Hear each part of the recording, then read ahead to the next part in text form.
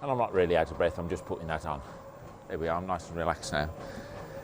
Carl, you've been at this all morning now, or thereabouts. Yeah.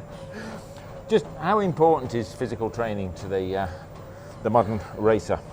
Well, it's everything really. You got to be fit, otherwise you're not gonna last more than 5 laps without being tired, getting out of breath, and making mistakes on the bike. To be honest, so it's a lot more important nowadays to be fully fit. There's a whole range of kits here. What's this one generally doing? Is this stamina and breathing, is it? Yeah, stamina really for me. I mean, depends, everyone's different. A lot of people do the weights, but I tend to use the motocross for upper body strength, and I come in here just for like stamina, running machine for 30 minutes, cycling machine for 20-25 minutes, and the rowing machine for another 15 minutes, just for stamina really. What do you do about your upper arms? And we've all read about the problems putting the front brake on throttle, braking, heaving off the bike. Anything special for build up the upper arms? Well, motocross, or the lower arms, really, to be honest. Yeah. Like I say, a lot of riders will go in the other gym, we've got all the weights and stuff, but I'm not really into that. I'm not a big fan like the gyms, to be honest. I just, all the upper body strength and arm strength is for me, is done on motocross twice a week, so yeah, like I say, top half of my body's on motocross, stamina, and sort of bottom half, legs and that, is on cycling and running and that.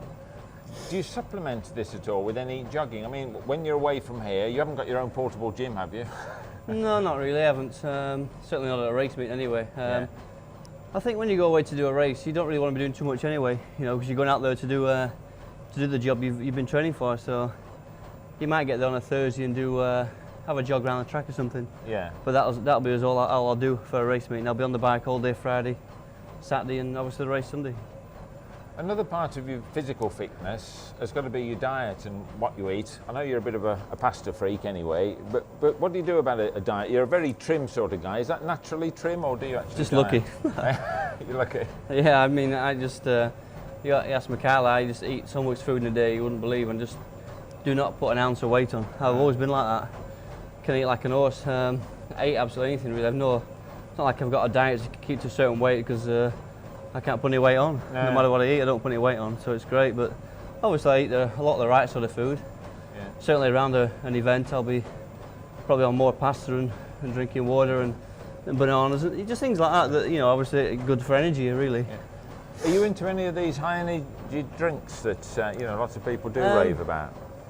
Yeah, I've used them, but I think, to be honest, I mean, they're just replacing everything. Obviously, when you've done a race, you as well just to drink a lot of water and have a lot of pasta and bananas and stuff like that. That replaces energy in the same way as the energy drinks do. But I'd just rather do that, to be honest, than mixing drinks all the time. So you're keeping fit and keeping a good diet, energy levels up, and all the rest of it. This has got to help. I mean, if you're in good condition, when you do take the inevitable tumble, which racers do, I mean, that's got to speed your recovery, hasn't it? You can bounce back from injuries a lot quicker and easier if you're fully fit, than if you wasn't. So. Yeah. Just talking about injuries and the like, again, from what I understand, your race, you have injections, painkillers, and all the rest of it. How do you get on with that? I mean, is there a psychological thing to that? Is it sort of, oh, this is hurting, but I'll take a couple of tablets, have a shot, and you don't forget all about it? It has to be bad, I think. I mean, the only time I've had injections is if I broke a bone in my hand or something, and it's painful, and just have an injection to numb it. That's, if it's been on like the outside of my hand, I broke that bone a few times, Yeah. Just numb it and I can get on with riding. And a lot of times you get a lot of problems this part of your arm here and in here. Yeah. With all the changing direction. It depends on the track and how the bike's working, and sometimes I'll have some little injections around here just to numb it. Yeah. And that works fine, but then when that wears off sort of Sunday night after a race, then it's pretty painful, but it's just sort of things you've got to do really to get through races sometimes. It's not very often, it's pretty rare, but sometimes you have to do that. Yeah. Do you actually have a personal trainer? Someone who advises you? I don't really, no. I mean, I've got somebody. There's people always advising me, and I know a good physiotherapist who used to work at Blackburn Rovers, had his own practice now.